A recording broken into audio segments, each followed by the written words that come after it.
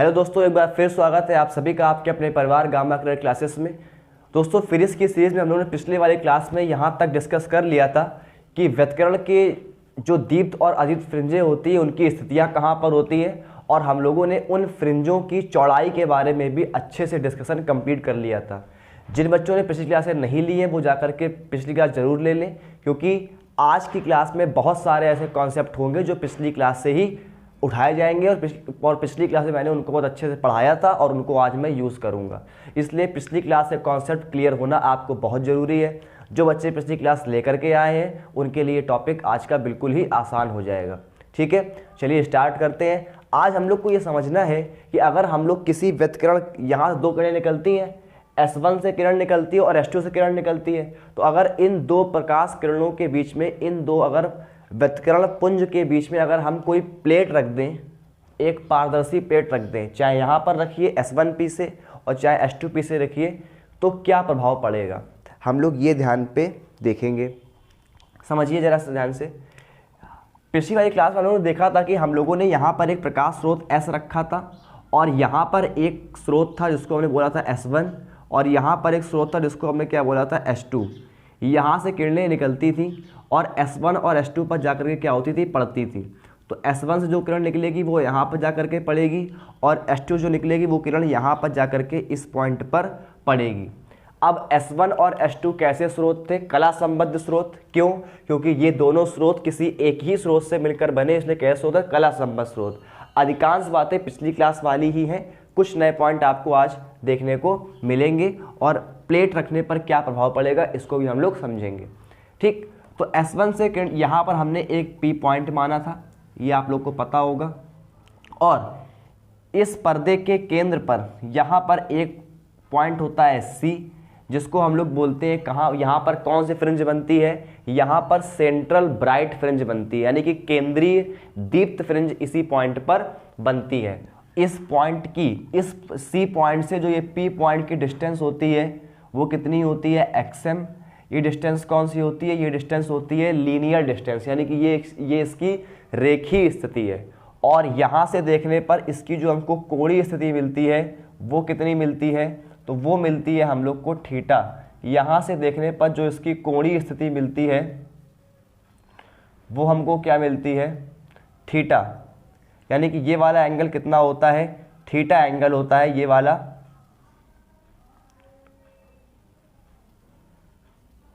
ठीक, अब इसके बाद S1 से जो प्रकाश किरण निकलती है वो P तक पहुंचती है, तो S1 से P तक एक किरण निकलेगी, वो S1P पे पहुंचेगी। वो कहाँ पहुंचेगी? वो इस P पॉइंट तक पहुंचती है। और एक किरण निकलती है S2 से, वो भी इस P पॉइंट पर जा कर के पहुंचती है। तो एक किरण निकलती है S1 से और एक निकलती है यहाँ पर S2 से, और ये दोनों किरणें इस पॉइंट पर जा कर के क्या होती है? पहुंचती है। तो S1 से और S2 से ये दोनों किरणें निकल करके P पॉइंट पर जा कर के पहुंचती हैं और वहाँ पर हमें ये पता चलता है कि वहाँ पर कौन सी फ्रिंज वहाँ पर बनेगी। ठीक, तो S1 से और S2 से दोनों से किरणें निकलती हैं। आप जरा बात समझिएगा ध्यान से। हम लोगों ने ये देखा था कि इन किरणों के बीच जो पथांतर होता है, S1P और S2P के बीच जो पथांतर होगा वही हमें बताता है कि यहाँ पर कौन सी फ्रिंज बनती है। और पथांतर कितना होता है? अगर हम लोग इस वाले S1 पॉइंट से यहाँ पर एक लंब डाल दें तो यहाँ पर एक जो पॉइंट मिलता है जिसको हम लोग ने M शायद माना था, उस M पॉइंट में इस डिस्टेंस को हमने माना था डेल्टा X, और यही क्या होता है? इसके बीच का पथांतर होता है। यही क्या होता है? इसके बीच का पथांतर होता है डेल्टा X। और अगर डेल्टा X इनके बीच का पथांतर है तो हम लोग को यही पथांतर निकालना पड़ता है, और इस पथांतर को हम लोग बराबर करते हैं समपोषी व्यतिकरण के, तो वहाँ पर हमको मिलती है दीप्त फ्रिंजों की स्थितियाँ। और जब इसी पथांतर को हम लोग बराबर करते हैं विनाशी व्यतिकरण के, तो हम लोग को वहाँ पर मिलती है अदीप्त फ्रिंजों की स्थितियाँ, वहाँ पर हमको मिल जाती हैं। अब जरा एक बात आप ध्यान समझने का प्रयास करना, क्या कि हम लोग ने कुछ बातें उस दिन मानी थी और पिछले वाले लेक्चर में हम लोग ने कुछ बात मानी थी, उसको हम लोग आज भी मानेंगे। इस स्लिट से जो पर्दे के बीच की डिस्टेंस होती है वो कितनी होती है? Capital D। और दूसरी बात कि इन दो स्लिटों के बीच की डिस्टेंस कितनी होती है, स्मॉल डी। कितनी होती है, स्मॉल डी। और हम लोगों ने कुछ बातें उस दिन वहाँ पर मानी थी, जिसको हम लोग आज फिर से एक बार समझ लेते हैं, क्योंकि आज भी हम लोग को उन बातों की ज़रूरत पड़ने वाली है। हमने पहली बात ये मानी थी कि यहाँ पर क्या होता है कि जो स्लिट से पर्दे के बीच की दूरी है कैपिटल डी, वो बहुत ज़्यादा है इस स्मॉल डी की तुलना में। बात समझ आ रही है? हमने पहली बात क्या मानी थी कि जो कैपिटल डी है वो बहुत ज़्यादा है किसकी तुलना में, स्मॉल डी की तुलना में, स्मॉल डी की तुलना में। और हम लोग को वहाँ से एक बात पता चली थी, क्या कि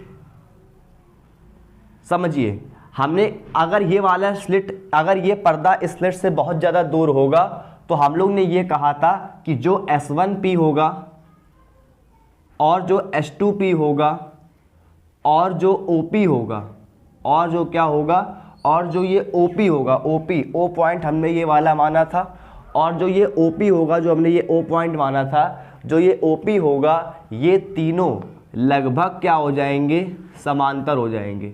ये तीनों लगभग क्या हो जाएंगे, समांतर हो जाएंगे, यानी कि ऑलमोस्ट क्या हो जाएंगे, पैरेलल हो जाएंगे। और अगर ये तीनों लगभग आपस में पैरेलल हो जाएंगे तो हम लोग ये कह सकते हैं कि ये वाला एंगल हमको कितना मिल जाएगा, थीटा, और ये वाला एंगल कितना हो जाएगा, 90 माइनस थीटा।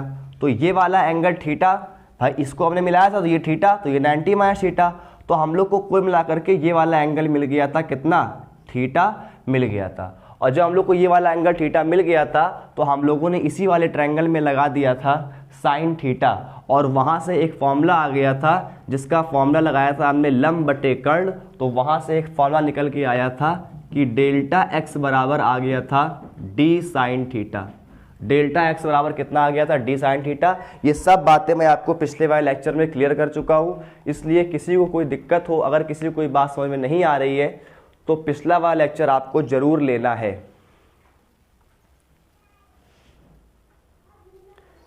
ठीक है, तो पिछला वाला लेक्चर आप लोग जरूर ले लें, तभी आप लोग को ये सब बात समझ में आएगी। ये सब बातें मैंने बहुत डिटेल में पिछली क्लास में क्लियर करी हुई है।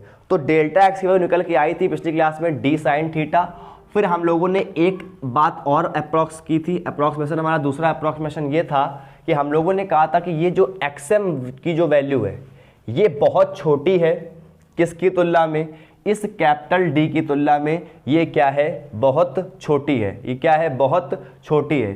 तो हमने ये भी माना था कि जो ये एक्सएम की जो वैल्यू होगी ये बहुत छोटी है, किसकी तुलना में, ये छोटी है स्मॉल डी की तुलना में। मतलब हमने इस डिस्टेंस को बहुत बड़ा कर दिया और इसको हमने बहुत छोटा कर दिया। जब ये बहुत छोटा होगा तो हमारा थीटा जो एंगल है वो क्या हो जाएगा, बहुत छोटा हो जाएगा। यानी जो हमारा थीटा होगा, theta is very small. Theta क्या हो जाएगा, थीटा इज़ वेरी स्मॉल। और अगर थीटा हमारा स्मॉल हो जाएगा तो हम सभी लोग जानते हैं जब थीटा स्मॉल हो तो जो टेन थीटा होता है वो लगभग किसके बराबर होता है, साइन थीटा के बराबर हो जाता है। तो हम लोगों ने यहाँ पर टेन थीटा का साइन थीटा क्या, टेन थीटा लिख लिया था, यानी डेल्टा एक्स बराबर हमने क्या लिख लिया था, डी टेन थीटा। तो साइन थीटा टेन थीटा के बराबर हो जाता है, इसलिए हमने टेन थीटा साइन थीटा क्या दिया, टेन थीटा लिख दिया था। और फिर हमने इस वाले फिगर से टेन थीटा की वैल्यू भी निकाली थी। टेन थीटा की वैल्यू क्या निकल के आएगी, ये वाला एंगल थीटा बन रहा था, टेन थीटा बराबर होता है लंब बटे आधार, यानी कि परपेंडिकुलर अपॉन बेस। परपेंडिकुलर क्या है, एक्सएम, और बेस क्या है, ये डी। भाई जो दूरी ये डी है वही दूरी ये भी होगी, इसलिए एक्सएम अपॉन में क्या हो गया था, डी। तो टेन थीटा का मान हो गया था एक्सएम अपॉन में कैपिटल डी। और यहाँ से हम लोगों ने पथांतर का फॉर्मूला निकाल लिया था, डेल्टा एक्स बराबर डी एक्सएम अपॉन में कैपिटल डी। ये हम लोगों ने पथांतर का फॉर्मूला वहाँ से निकाल लिया था। ये सब बातें पिछली क्लास में मैंने आप लोग को बहुत ही अच्छे से क्लियर करी हुई है, इसलिए सभी बच्चे इन सब बातों को समझ चुके होंगे जो लोग पिछला लेक्चर देख के आए हैं। अब बच्चों यहाँ पर इसमें खास बात क्या है, इसमें हेडिंग पड़ी है किसी पारदर्शी प्लेट का प्रभाव क्या पड़ेगा। बच्चों होता क्या है कि हम लोग क्या करते हैं कि ये जो हमारे जो प्रकाश किरणें जो यहाँ पर व्यतिकरण को प्रदर्शित कर रही हैं, हम लोग इन दो किरणों में से किसी एक किरण के मार्ग में कोई पारदर्शक प्लेट, कोई पारदर्शी प्लेट रख देते हैं। जैसे अभ्रक की प्लेट हो सकती है या कांच की प्लेट रख सकते हैं। तो कोई पारदर्शी प्लेट हम लोग रख सकते हैं जिससे ये वाला प्रकाश आर पार निकल जाए। तो बच्चों मान लीजिए मैंने अगर ऊपर वाली किरण में, ये जो ऊपर वाली प्रकाश तरंग है, इसके मार्ग में मैंने कोई प्रकाश एक अब क्या रख दी, पारदर्शी प्लेट रख दी। ये क्या है, कोई पारदर्शी प्लेट जिसकी मोटाई कितनी है, टी, यानी कि इस पारदर्शी प्लेट की मोटाई कितनी है, टी, और इस पारदर्शी प्लेट का जो अपवर्तनांक है वो कितना है, म्यू, वो कितना है, म्यू। फिर से मेरी बात सुनो, जो हमने प्लेट रखी है उसकी मोटाई कितनी है, टी, और उसका अपवर्तनांक कितना है उस प्लेट का, म्यू। अगर मान लो ये प्लेट कांच की होगी तो कांच का अपवर्तनांक, अगर मान लो ये प्लेट अभ्रक की होगी तो अभ्रक का अपवर्तनांक। मतलब ये प्लेट जिस भी चीज की, जिस भी पदार्थ की बनी होगी उसका कुछ ना कुछ अपवर्तनांक होगा, इसलिए वो म्यू क्या है, उसका अपवर्तनांक, और टी क्या है, इस प्लेट की मोटाई। तो बच्चों अब हम लोग स्टार्ट कर रहे हैं। अब हम लोग ये समझेंगे कि यहाँ पर प्रभाव क्या पड़ेगा। देखो बच्चों, जब हम लोग अगर किसी प्रकाश किरण के मार्ग में अगर हम लोग प्लेट रख दें तो प्रभाव ये पड़ेगा कि यहाँ पर जो सारी फ्रिंजें बन रही थी, अगर हमने ऊपर वाली किरण के मार्ग में प्लेट रख दी तो सारी फ्रिंजें क्या होंगी, थोड़ा थोड़ा ऊपर की ओर क्या हो जाएंगी, विस्थापित हो जाएंगी, या हम ये कह सकते हैं थोड़ा थोड़ा ऊपर की ओर खिसक जाएंगी। बात समझ आ रही है। मान लो अगर ये सेंट्रल बाइट फ्रिंज यानी केंद्रीय फ्रिंज यहाँ पर बन रही है तो जब हम लोग प्लेट रख देंगे तो क्या होगा, ये थोड़ा ऊपर बनने लगेगी, मतलब हल्का सा क्या हो जाएगी, ऊपर की तरफ थोड़ा विस्थापित हो जाएगी। और अगर हम लोग यही प्रकाश प्लेट, ये पारदर्शी प्लेट नीचे वाली किरण में रख दें तो सारी फ्रिंजें कहाँ आ जाएंगी, नीचे की तरफ विस्थापित हो जाएंगी, मतलब ये थोड़ी नीचे आ जाएगी। समझ पा रहे हो। तो पारदर्शी प्लेट रखने पर प्रभाव ये पड़ता है कि सारी फ्रिंजें, अगर आपने ऊपर वाली प्रकाश तरंग के मार्ग में कोई प्लेट रख दी, पारदर्शी प्लेट रख दी, तो सारी फ्रिंजें ऊपर विस्थापित हो जाएंगी। अगर हम लोग नीचे वाले में रख देते हैं तो सारी फ्रिंजें नीचे की ओर विस्थापित हो जाती हैं। हमने ऊपर रखी है तो सारी फ्रिंजें कहाँ होंगी, ऊपर की तरफ विस्थापित हो जाएंगी। अब जरा समझना, अब हम लोग को ये निकालना है जब फ्रिंजें विस्थापित होंगी तो कितना विस्थापित होंगी, वो कितना विस्थापन करेंगी। तो बच्चों एक बात समझना, समझो बच्चों, ये बात तो हम लोग जानते हैं कि अगर हम लोग इन दो किरणों के बीच का पथांतर देखें, क्या देखें, पथांतर। तो पथांतर क्या होता है इनके बीच के, अगर ये प्लेट, जैसे मान लो अभी ये प्लेट नहीं रखी है, जब हमने प्लेट नहीं रखी थी, जब हमने ये वाली प्लेट नहीं रखी थी तो पथांतर कितना था, H2P माइनस S1P। ये क्या था, इसका पथांतर, यही तो पथांतर हम निकालते थे, H2P माइनस S1P। अब समझना, अगर हमने यहां पर प्लेट रख दी तो बच्चों एक बात बताओ, सबसे पहले हम ये निकालेंगे कि S1 से P तक जो प्रकाश जा रहा है वो कितनी दूरी चल रहा है वायु में। ध्यान समझना, S1 से P तक, हम S1 से P तक की बात कर रहे हैं। S1 से P तक जो प्रकाश जा रहा है वो कितनी दूरी तय कर रहा है वायु में, कहां पर, वायु में। तो वो वायु में दूरी कितनी तय कर रहा है, समझना, ये पूरी दूरी कितनी है, S1P, और S1P में से बीच में क्या रखी है, एक T मोटाई की प्लेट रखी है। अगर हम इस पूरे S1P में से इस T मोटाई की प्लेट को हटा दें तो जो दूरी बचेगी वो दूरी किसकी होगी, वो दूरी वायु की होगी। तो अगर हम S1P में से T हटा दें तो वो बची हुई जो दूरी होगी वो वायु में चली गई दूरी होगी। तो वायु दूरी कितनी तय कर रहा है, वो S1P माइनस का T। कौन, प्रकाश S1P माइनस T दूरी तय कर रहा है वायु में। और हम सभी लोग जानते हैं कि वायु में या निर्वात में जो प्रकाश की चाल होती है वो कितनी होती है, C। और हम ये मान के चल रहे हैं कि जो ये प्लेट है, इस प्लेट में प्रकाश की चाल कितनी है, V। तो माध्यम में प्रकाश की चाल C है, माध्यम मतलब वायु में प्रकाश की चाल क्या है, C है, और इस प्लेट में कितनी है चाल, V है। ठीक, तो जब ये वायु में चल रही है तो हम ये निकालेंगे कि जो प्रकाश तरंग वायु में चल रही है, जितनी दूरी वायु में चल रही है, तो वायु में चलने पर वो कितना समय ले रही है। समझना, वायु में चलने में लिया गया समय, कितना समय वो ले रही है, और इस समय को हम लोग क्या बोलेंगे, T1। कितना समय वो ले रही है वायु में। तो बच्चों समय का फॉर्मूला होता है दूरी बटे चाल, समय का फॉर्मूला होता है दूरी बटे चाल। तो दूरी कितनी तय कर रही है वो वायु में, S1P माइनस टी, और बटे उसकी वायु में चाल कितनी है c। तो वायु में चाल कितनी है c, तो ये क्या हो गई, वायु में चाल कितनी हो गई c। मतलब कि ये जो प्रकाश S1 से P तक जा रहा है ये वायु में चलने पर इतना समय ले रहा है, S1P minus T upon c। अब समझना, ये प्रकाश केवल वायु में नहीं चल रहा है, वो प्रकाश थोड़ा बहुत किस में चल रहा है, उसको प्लेट में भी चलना पड़ रहा है। और अगर ये प्रकाश प्लेट में चलेगा तो हम ये निकालेंगे कि वो कितनी दूरी चलेगा प्लेट में। ये सारी बातें S1 से P तक की हो रही हैं। देखो S2P में कोई प्रभाव नहीं पड़ेगा, प्रभाव पूरा किस में पड़ेगा, S1P वाले प्रकाश में। तो S1P वाला जो प्रकाश है वो कितनी दूरी तय करेगा प्लेट में। तो समझना, ये वाला प्रकाश इस प्लेट में कितनी दूरी तय करेगा, जितनी इस प्लेट की मोटाई होगी, जितनी इस प्लेट की मोटाई होगी उतनी दूरी वो प्लेट में तय करेगा। अगर हम यहाँ पर प्लेट बहुत सारी मोटी मोटी प्लेट रख देंगे तो उसको उतनी ही दूरी तय करनी पड़ेगी उस प्लेट के अंदर। तो मतलब जितनी हमारी प्लेट की मोटाई होती है बच्चों उतनी ही दूरी उसको प्लेट में तय करनी पड़ती है। यानी वो दूरी जो प्रकाश प्लेट में तय करेगा, इस पारदर्शी प्लेट में तय करेगा, वो कितनी होगी, वो दूरी होगी स्मॉल t। और अब हम ये निकालेंगे कि इस प्लेट में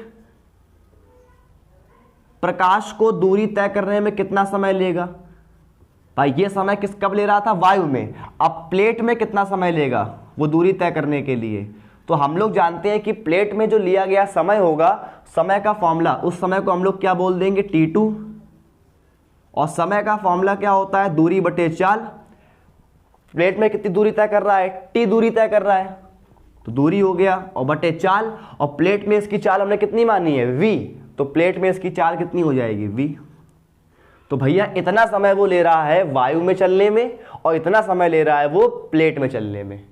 तो अब हम ये निकाल लेंगे कि वो टोटल देखो वायु का समय निकल आया और प्लेट का समय निकल आया। तो अब हम ये निकालेंगे कि S1 से P तक जाने में वो वायु में और प्लेट में दोनों में मिला करके टोटल कितना समय ले रहा है। तो हम ये निकालेंगे कि लिया गया कुल समय कितना है।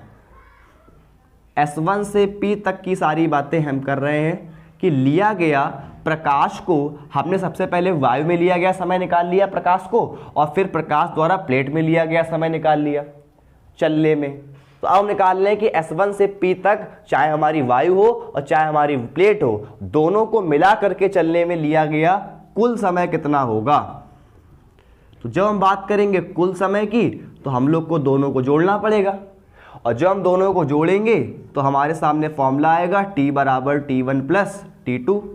तो T बराबर, थोड़ा उधर से लिखते हैं, T बराबर क्या हो जाएगा, T1 की वैल्यू कितनी है, S1P minus T upon C plus T2 की वैल्यू कितनी है, T अपॉन V। अब बच्चों आप लोगों को थोड़ा बहुत ध्यान होना चाहिए, हम लोग ने प्रकाश के अपवर्तन में एक फॉर्मूला पढ़ा था कि किसी भी प्लेट के अपवर्तनांक का फॉर्मूला, इस प्लेट का अपवर्तनांक कितना है, म्यू, और किसी भी प्लेट के अपवर्तनांक का फॉर्मूला होता है म्यू बराबर C बाई V। वहां पर हम लोगों ने म्यू नहीं, वहां पर हम लोगों ने n पढ़ा था, n equal C by V। बात वही है, चाहे आप n लिखो चाहे आप म्यू लिखो। तो म्यू इक्वल क्या हो जाएगा, C अपॉन V। अगर mu equal C upon V होता है तो फिर V इक्वल क्या हो जाएगा, C अपॉन म्यू हो जाएगा। तो V इक्वल क्या हो जाएगा, C अपॉन म्यू हो जाएगा। समझ पा रहे हो। अब V equal C upon mu, तो V का मान यहां पर रख दो। तो T बराबर S1P minus T upon C plus T upon V। V का मान कितना हो जाएगा, C अपॉन म्यू। तो म्यू कहाँ पहुंच जाएगा, ऊपर, यानी कि फॉर्मूला क्या हो जाएगा, mu T upon C, mu T upon C। आप लोग इसका एलसीएम ले लें। जब हम इसका एलसीएम लेंगे तो एलसीएम कितना आ जाएगा इसका, C, और अंदर क्या बचेगा, S1P। अब देखो ये लिखा है म्यू T, ये माइनस T, तो इससे कॉमन क्या कर लो, इससे T कॉमन कर लो। तो माइनस का क्या हो जाएगा, अगर हम इससे प्लस का T कॉमन कर ले तो अंदर क्या बचेगा, म्यू माइनस 1। क्या बचेगा, म्यू माइनस 1। ध्यान सुनो फिर से मेरी बात, C इसका एलसीएम आ गया, S1P ऐसे ही लिखा है, म्यू टी माइनस टी से हमने T कॉमन कर लिया, तो अंदर क्या बचेगा, म्यू माइनस 1, यानी कि इसका जो अपवर्तनांक अंदर बचेगा वो कितना बचेगा, वो बचेगा म्यू माइनस 1, यानी कि ये आ गया इस प्रकाश को S1 से P तक चलने में लिया गया कुल समय आ गया, इसकी ये प्रकाश S1 से P तक जाने में कुल कितना समय ले रहा है। अच्छा मेरी बात बताओ, एक बात बताओ, S1 से P तक जाने में वो कुल समय, ये क्या है, कुल समय है, ये क्या है, कुल समय है। तो कुल समय अगर ये कुल समय है तो फिर ये क्या होगी, कुल दूरी। तो समय बराबर दूरी बटे चाल होता है। अगर ये T हमारा कुल समय है तो हमारी ये दूरी क्या होगी, ये हमारी टोटल दूरी भी होगी, यानी कि इसी दूरी को हम बोलते हैं टोटल दूरी, कुल दूरी या प्रभावी दूरी भी इसको हम लोग बोलते हैं, और हम लोग उसको कुल दूरी भी बोलते हैं। अब जरा मेरी एक बात समझना, यहां से एक बहुत ही अच्छी बात निकल के आएगी, इंपॉर्टेंट बात निकल के आएगी, बच्चों उस पर ध्यान देना, वो मैं यहां पे लिखता हूं। अगर ये प्लेट ना होती इसके मार्ग में तो कितनी डिस्टेंस तय करता ये प्रकाश, सिर्फ और सिर्फ S1P डिस्टेंस ये तय करता। फिर से मेरी बात सुनो, अगर ये प्लेट यहां पर ना होती तो ये वाला प्रकाश केवल S1P दूरी तय करता, लेकिन अगर हमने इस प्लेट के मार्ग में इस प्रकाश के मार्ग में ये प्लेट रख दी तो आपकी बात दूरी कितनी है, ये कुल दूरी निकली है। तो कुल दूरी कितनी निकली है, S1P प्लस TN माइनस या म्यू माइनस 1। तो S1P तो वो पहले भी तय करता और S1P अभी भी तय कर रहा है, बस अंतर केवल किसका पड़ रहा है, ये प्लस का T ब्रैकेट में म्यू माइनस 1, यानी कि इस प्लेट के मार्ग, इस प्रकाश के मार्ग में ये प्लेट रखने पर केवल और केवल इसका मार्ग कितना बढ़ जाता है, इसको T ब्रैकेट में म्यू माइनस 1 इतने इसके मार्ग में क्या हो जाती है, वृद्धि हो जाती है, क्योंकि प्लस लगा है। समझ पा रहे हो। तो S1P तो पहले भी था, S1P अभी भी है, बस वृद्धि कितने की हो रही है, वृद्धि हो रही है केवल T ब्रैकेट में म्यू माइनस 1 की, यानी पारदर्शी प्लेट रखने पर इस वाली प्रकाश किरण को जो पहले S1P दूरी तय कर रही थी, अब उसके मार्ग में केवल T ब्रैकेट में म्यू माइनस 1 की क्या हो जाती है, वृद्धि हो जाती है उसके मार्ग में, यानी T म्यू माइनस 1 की वृद्धि हो जाती है। क्या हो जाती है, वृद्धि हो जाती है इस प्रकाश किरण के मार्ग में। तो उसके मार्ग में T म्यू माइनस 1 की क्या हो जाएगी, वृद्धि हो जाएगी। अब बच्चों एक बात समझना, ये प्रकाश किरण जो है वो कितनी दूरी तय कर रही है। अभी हमने आपको बताया कि ये लिया गया कुल समय है, तो फिर ये ली गई क्या होगी, कुल दूरी होगी। तो पहले प्रकाश S1P चल रहा था, अब चल रहा है S1P प्लस T ब्रैकेट के अंदर म्यू माइनस 1, यानी कि जो हमने यहां पर पथांतर निकाला है, जब ये प्लेट नहीं रखी थी तो पथांतर कितना था, S2P माइनस S1P, लेकिन अब की बार प्लेट रखने के बाद ये दूरी S1P नहीं बची, ये दूरी कितनी हो गई है, ये दूरी S1P plus T mu minus 1 हो गई है। इसलिए हम यहां पर क्या रखेंगे, इस पथांतर में ये वाला मान रखेंगे, क्योंकि अब की बार उसकी दूरी S1P नहीं बची है, अब की बार दूरी कितनी हो गई है, S1P plus T mu minus 1। तो माइनस लगाएंगे और अब की बार पथांतर निकालेंगे, S2P माइनस S1P ना कर करके क्या करेंगे, S1P प्लस T ब्रैकेट में म्यू माइनस 1। अब की बार इस तरह से पथांतर आ जाएगा। समझ पा रहे हो ना। हमने पहले यहाँ पर S1P लिखा था, लेकिन अब की बार S1 की दूरी तो है नहीं, अब की बार दूरी है कितनी, अब की बार ये दूरी है S1P प्लस T ब्रैकेट में म्यू माइनस 1, तो हमने अब की बार S1P की जगह ये पूरी दूरी यहाँ पर रख दी। तो अब अगर अब इसको सॉल्व करते हैं तो हमारे सामने फॉर्मूला आ जाएगा पथांतर का, S2P माइनस S1P और प्लस माइनस माइनस का T ब्रैकेट में म्यू माइनस 1, ये हमारे सामने इसका फॉर्मूला आएगा। और इस पथांतर से हम लोग ये इसको अगर हम लोग डेल्टा एक्स डैश मान लें इस पथांतर को, क्योंकि हम लोग ने जब प्लेट नहीं रखी थी तो हमने उस वाले पथांतर को क्या माना है, डेल्टा एक्स, और जब प्लेट रख दी है उसके पथांतर को क्या माना है, x dash, delta x dash. ठीक है, तो डेल्टा एक्स डैश की जो मान निकलेगा वो कितना निकलेगा, H2P माइनस S1P, ये पथांतर तब का है, H2P माइनस S1P, ये पथांतर तब का है जब हमने प्लेट नहीं रखी थी। तो और जब हमने प्लेट नहीं रखी तब पथांतर कितना निकला है, तब पथांतर निकला है DXM अपॉन कैपिटल D, यानी कि तब पथांतर कितना हो जाएगा, मतलब H2P माइनस S1P जो पथांतर है, जो कि डेल्टा x का मान है, वो कितना निकला है DXM अपॉन कैपिटल D, यानी small d XM upon capital D, ये इसका मान हो गया, और ये माइनस का t ब्रैकेट में म्यू माइनस 1। तो ये पथांतर तब का हो गया जब इसके बीच में हमने प्लेट रख दी है, और वो पथांतर तब का है जब इसके बीच में प्लेट नहीं रखी है। अब हम सभी लोग जानते हैं कि अगर यहां पर हम मान के चलते हैं कोई यहां पर इस P पॉइंट पर कौन सी फ्रिंज बन रही है, हम यहां पर ये मान के चलते हैं कि कोई यहां पर दीप्त फ्रिंज बन रही है। कौन सी फ्रिंज बन रही है, दीप्त फ्रिंज बन रही है। तो हम लोग जानते हैं अगर यहां पर कोई दीप्त फ्रिंज बनेगी तो हम लोग क्या करेंगे, हम लोग पथांतर को संपोषी व्यतकरण के पथांतर के बराबर कर देते हैं। तो पहले हम लोग यहां पर दो काम करेंगे। हम क्या काम करेंगे, हम किसकी बात करेंगे, हम बात करेंगे दीप्त फ्रिंज की।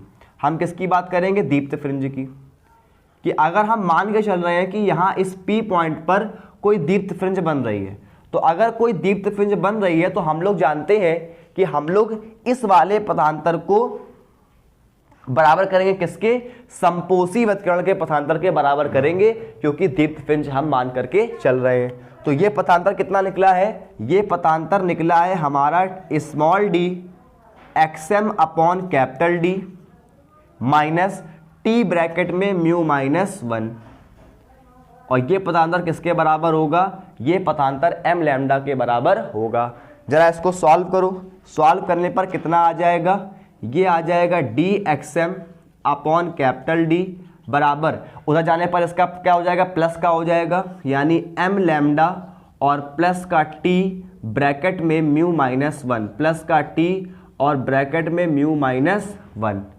अब यहां से XM की वैल्यू निकालो, कितनी आएगी, यहां से XM की वैल्यू निकालने पर आ जाएगा तुम्हारे पास कितना, m लैम्डा, देखो ये वाला कैपिटल D ऊपर जाएगा और स्मॉल d बटे में आ जाएगा, और अंदर क्या बचेगा ब्रैकेट के m lambda plus t bracket में म्यू माइनस 1, यानी कि XM का मान आ गया।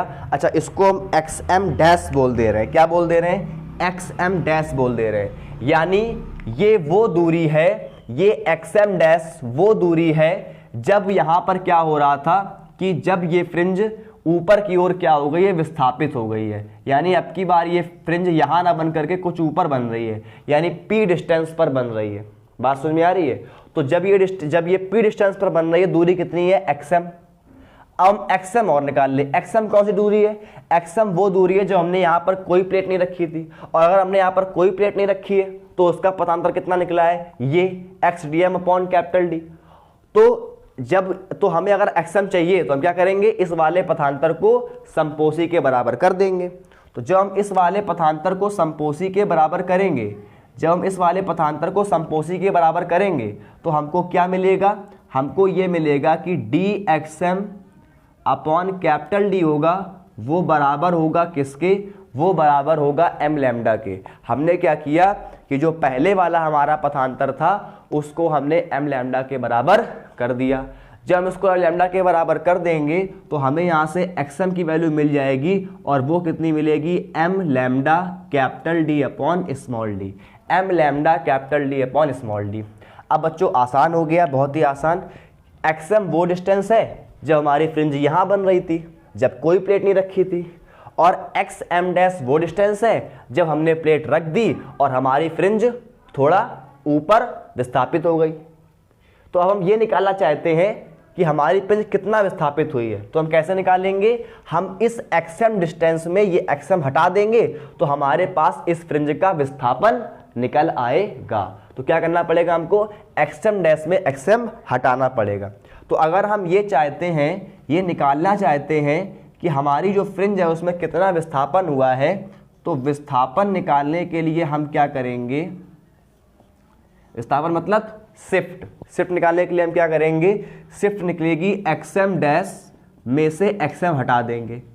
तो XM डैश कितना है, XM डैश ये देखिए, अच्छा D अपॉन D का अंदर गुणा करा दो तो क्या हो जाएगा, capital D upon D M lambda, यहाँ पर गुणा कराओगे तो capital D upon D bracket में टी ब्रैकेट में म्यू माइनस 1, और ये एक्सएम डैश की वैल्यू हो गई। अब माइनस का चिन्ह लगाओ और एक्सएम कितना है, M D lambda upon D, यानी कि M lambda capital D upon small D. अब देखो कुछ कैंसिल हो रहा है क्या, बिल्कुल कैंसिल हो रहा है। M lambda capital D upon D plus का है और M lambda capital D upon D minus का है, ये दोनों क्या हो गए, कैंसिल। और हमारे सामने फॉर्मूला क्या निकल आएगा, शिफ्ट का विस्थापन का फॉर्मूला निकल के आएगा, एस बराबर capital D upon D T और ब्रैकेट में म्यू माइनस 1। ये फॉर्मूला बच्चों किसका होता है, ये आ गया फ्रिंजों में कितना विस्थापन हुआ है, प्लेट को रखने पर फ्रिंज ऊपर की ओर कितना विस्थापित हुई है, ये उसका फॉर्मूला आ गया। और फॉर्मूला क्या आ गया, एस बराबर capital D upon small D T bracket में म्यू माइनस 1। ठीक, अब बच्चों जरा एक फॉर्मूला और बताता हूं मैं आप लोग को। इस फॉर्मूले में अगर हम लोग ने एक टर्म पढ़ा था ना, कोणी फ्रिंज चौड़ाई किससे लिखते हो, डब्ल्यू से। फ्रिंज चौड़ाई किससे लिखते हो, डब्ल्यू से। अब अगर हम चाहते हैं कि इस वाले फॉर्मूले में कहीं पर हमको फ्रिंज चौड़ाई आ जाए, कैसे आएगी, तो हम लोग इस वाले फॉर्मूले को फ्रिंज चौड़ाई के पदों पर भी लिख सकते हैं। कैसे लिख सकते हैं, ध्यान से समझना। अगर हम लोग यहाँ पर फ्रिंज चौड़ाई का फॉर्मूला लिखें तो उसके लिए हमें एक काम करना पड़ेगा। हम लोग को काम ये करना पड़ेगा कि हम लोग को इसके अंश और इसके हर दोनों में लैम्डा से गुणा कराना पड़ेगा। किससे, लैम्डा से गुणा कराना पड़ेगा। तो कितना विस्थापन आ जाएगा, एस बराबर, ध्यान समझो, नया फॉर्मूला आ रहा है किसके पदों में, फ्रिंज चौड़ाई के पदों में। तो इसका फॉर्मूला क्या है, capital D T upon small D, lambda से गुणा करा दिया ऊपर और लैम्डा से गुणा करा दिया नीचे। अंदर क्या बचेगा, अंदर बचेगा म्यू माइनस 1। अब हम सभी लोग जानते हैं कि हम लोग फ्रिंज चौड़ाई का फॉर्मूला क्या जानते हैं कि W बराबर क्या होता है, capital D lambda upon small D. ये फॉर्मूला किसका होता है, फ्रिंज चौड़ाई का। अब समझो, capital D lambda upon small D, तो capital D lambda upon small D ये क्या बन जाएगा, W। तो ऊपर बन गया W और बचा क्या, T अपॉन में क्या बचा, लैम्डा, अपॉन में क्या बचा, लैम्डा, और अंदर क्या बचा, म्यू माइनस 1। तो ये वाला फॉर्मूला किसका आ गया, ये वाला फॉर्मूला आ गया आपका विस्थापन का फॉर्मूला। लेकिन किसके पदों में, कोणी चौड़ाई के पदों में ये वाला फॉर्मूला आ जाता है। तो पहला वाला फॉर्मूले में कोणी चौड़ाई नहीं आ रही थी, जबकि इस वाले फॉर्मूले में कोणी चौड़ाई आपकी आ रही है। तो पहला वाला formula small D upon capital D upon small D T bracket में म्यू माइनस 1, और अगला फॉर्मूला कोणी चौड़ाई के फ्रिंज चौड़ाई के पदों में एस बराबर W T upon lambda mu minus 1। अगर हम लोग चाहें तो हम लोग यहाँ से, अगर हम लोग ये पता करना चाहते हैं कि जो हमने प्लेट रखी है उसकी मोटाई कितनी है, तो हम लोग इस फॉर्मूले से टी की वैल्यू भी निकाल सकते हैं, जिससे हम लोगों को यहाँ पर पता चल जाएगा कि जो हमने प्लेट रखी है वो कितनी मोटाई की है। बात समझ में आ रही है। लैम्डा क्या है, प्रकाश की तरंग दैर्घ्य, और म्यू क्या है, इस प्लेट का अपवर्तनांक। यहाँ पर कैपिटल डी क्या है, स्लिट से पर्दे के बीच की डिस्टेंस, और स्मॉल डी क्या है, इन स्लिट्स के बीच की डिस्टेंस। समझ रहे हो। तो बच्चों प्लेट में आपने समझा कि अगर हम लोग किसी प्रकाश किरण के माध्यम में कोई प्लेट रख दें तो क्या होता है, हमारा संपूर्ण जो व्यतिकरण होता है वो हल्का सा ऊपर की ओर क्या हो जाता है, विस्थापित हो जाता है। अगर ये प्लेट हम लोग नीचे रख देंगे तो क्या हो जाएगा, नीचे की ओर उसका विस्थापन हो जाएगा। ठीक है, सब लोग उसको अच्छे से समझ लेंगे डेरिवेशन को, इसका स्क्रीनशॉट ले लेंगे, इंपॉर्टेंट डेरिवेशन है, और इसको अच्छे से समझ के क्लियर कर लेंगे। कोई डाउट होता है तो आप लोग कमेंट बॉक्स में कमेंट कर सकते हैं। ठीक है, प्रॉपर नोट्स बनाते रहिए, पढ़ते रहिए, और चैनल को सब्सक्राइब नहीं किया, चैनल को सब्सक्राइब करिए, वीडियो को लाइक कर दीजिएगा, इससे थोड़ा मोटिवेशन हम लोग को मिलता है, और तैयारी करते रहिए। चलिए, धन्यवाद, थैंक यू।